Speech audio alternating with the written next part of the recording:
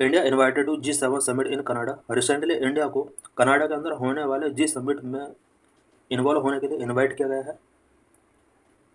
Y news India have been invited by Canada PM Carney to be upcoming G7 meeting in Alberta.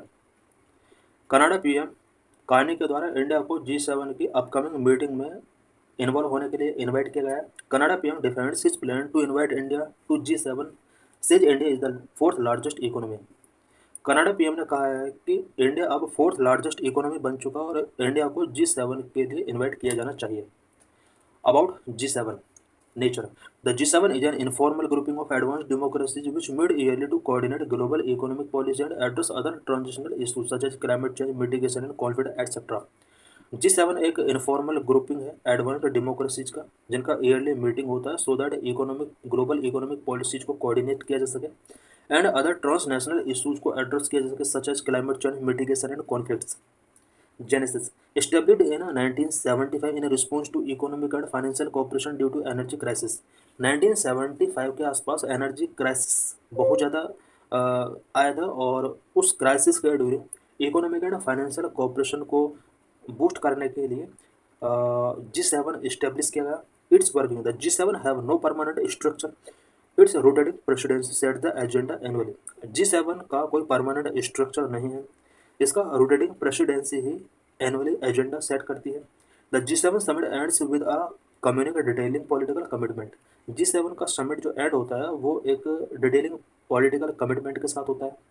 Members G7 का present में 7 member हैं। US, Germany, Canada, UK, Japan, Italy, France. Russia joined G7 in 1998, then founded the G8, but was excluded in 2014 for its takeover of Crimea। 1998 में G7 के साथ Russia join हो जाता है और इसके बाद G7 को G8 रीनेमिंग किया जाता है। बट 2014 में क्रीमिया पर टेक ओवर करने के बाद रशिया को G7 से एक्सक्लूड कर दिया जाता है।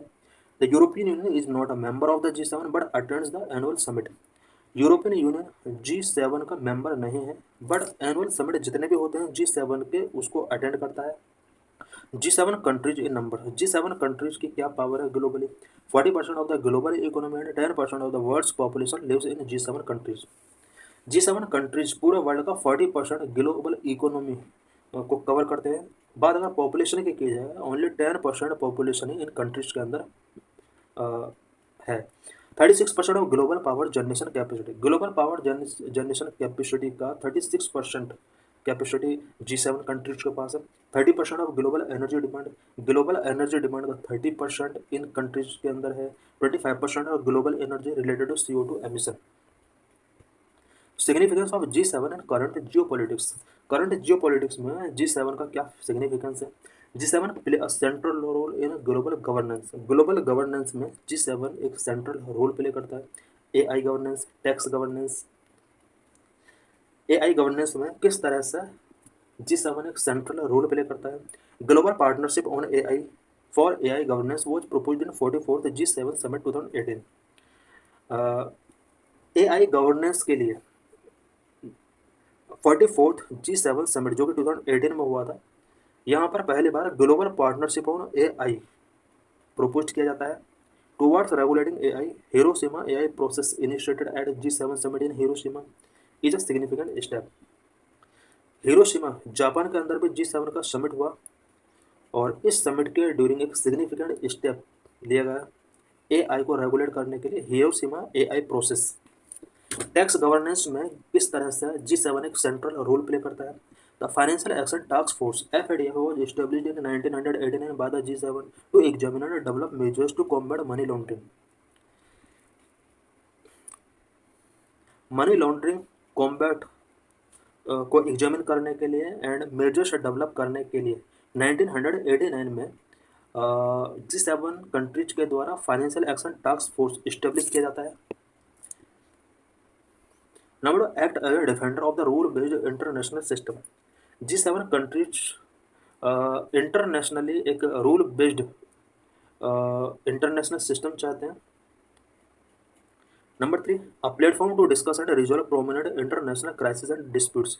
इंटरनेशनल क्राइसिस एंड डिस्प्यूट को इंटरनेशनल रिजॉल्व करने के लिए और इंपॉर्टेंट इशूज को डिस्कस करने के लिए G7 एक इंपॉर्टेंट प्लेटफॉर्म है। Number 5, G7 summit have generated result. Example, successful launch of global Apollo program for multinational clean energy research. G7 summits जितने भी हुए हैं उसके इम्पोर्टेंट रिजल्ट भी जनरेट हुए हैं, सच है 2015 में global Apollo programme for multinational clean energy research एक सक्सेसफुली लॉन्च किया गया है इसको। G7 club of democracies, G7 positioned at the political epicentre of global efforts to defend democratic societies and what its leaders call it rule based international order. Democratic societies को defend करने के लिए जितने भी ग्लोबल एफर्ट्स किए जा रहे हैं, G7 ग्लोबल पॉलिटिकल एपिसेंटर के तौर पर पोजीशन किया गया है। It means G7 globally democratic societies को प्रोटेक्ट करने में अपना एक इम्पोर्टेंट रोल प्ले कर सकता है। Major outcomes of the summit, G7 summit जितने भी हुए हैं मेजर आउटकम्स क्या क्या रहे हैं। रीजनल अफेयर्स से रिलेटेड किस तरह से इसने प्रॉब्लम्स को सॉल्व किया है। Russia Ukraine war, committed to raise the cost of Russia's war on Ukraine, that is G7 pledged $50 billion using frozen Russian assets. Russia ने यूक्रेन के ऊपर अटैक किया था और यूक्रेन को रिस्पॉन्सिव एक्ट के तौर पर रसिया को रिस्पॉन्सिव एक्ट के तौर पर यहाँ पर रसिया के अबाउट $50 बिलियन रशियन एसेट्स को G7 कंट्रीज ने फ्रोजन किया। Israel Hamas conflict, reiterated commitment to the two state solution and the rights of countries to defend their vessels in Red Sea. Israel Hamas conflict के solution के लिए भी G7 countries ने एक important role play किया है और G7 countries हमेशा चाहते हैं कि टू स्टेट सॉल्यूशंस होना चाहिए। Number 2, promote economic resilience through supply chain diversification, G7 PGII initiatives, IMC etc. coordinated initiatives on critical minerals. Supply chain diversification पर G7 कंट्रीज ने फोकस किया है, सच है G7 PGII initiatives, IMC India middle east Europe economic corridor and critical minerals से related कुछ coordinated initiatives भी G7 countries के द्वारा टेकिंग किए गए हैं। एनर्जी क्लाइमेट एंड एनवायरनमेंट से रिलेटेड भी G7 का कुछ इंपॉर्टेंट इनिशिएटिव्स टेकिंग किए गए हैं। G7 aims to reduce greenhouse gas emissions by 43% this decade and 60% by 2035 compared to 2019 level. G7 countries ने ये एम किया है कि इस डिकेड का लास्ट तक ग्रीन हाउस गैस एमिशंस को 43% तक रिड्यूस करेंगे एंड 2035 तक about 60% green house gas emissions को रिड्यूस करेंगे और इसके लिए 2019 को बेस्ट माना गया है। Health and food security, to enhance food security and sustainable agriculture, G7 launch Apulia food system. Food security and sustainable agriculture को एनहांस करने के लिए G7 ने अपोलिया फूड सिस्टम स्टार्ट किया है। Leaders also committed to support Gavi for immunisation coverage, immunisation coverage को support करने के लिए G7 कंट्रीज के लीडर्स ने गावी को बूस्ट किया है। India and G7, relevance of G7 for India, India के लिए G7 का क्या रिलेवेंस है। India as a voice of the global south, G7 में भी platform for India to protest and concern of the countries of the global south on the world stage. Because global south का India voice बन रहा है और G7 बहुत ही important हो जाता है अगर हम ग्लोबल साउथ के कंसर्न को इंटरनेशनली एक इम्पोर्टेंट प्लेटफॉर्म पर रखना चाहते हैं तो G7 एक इम्पोर्टेंट रोल प्ले कर सकता है। Association of democracies, unlike SCO, G20, BRICS, where there are non democratic states, G7 reflect the concern and agendas of democracies like India.